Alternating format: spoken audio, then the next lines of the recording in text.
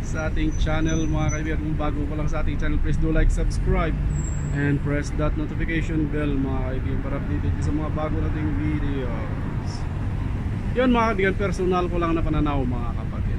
Cuadro Alas ang angas ng Pinas mga kaibigan. Magkakaroon pa kaya ng laban ngayong 2024? Dahil sa dinami-dami ng kanilang mga vlog mga kaibigan, magkakaroon na sila ng laban.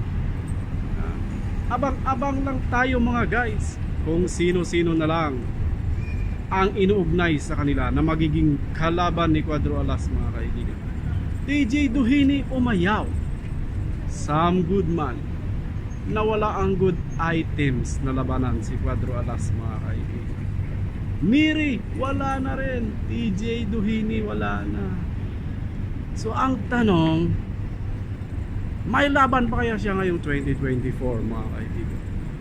At sa latest activities sa kanilang mga channel mga kaibigan, kanilang social media channel, wala na silang training activities mga kapatid.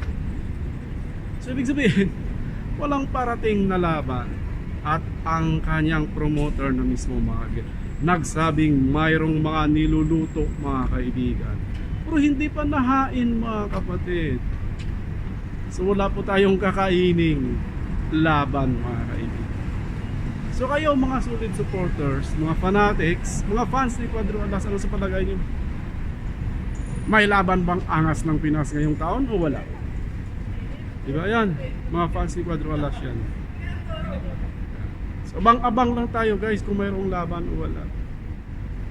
Pero feeling ko wala pa rin. So kayo nang bahala dyan. Haters kayo, supporters, o just casual fan ng boxing, alam nyo na yan.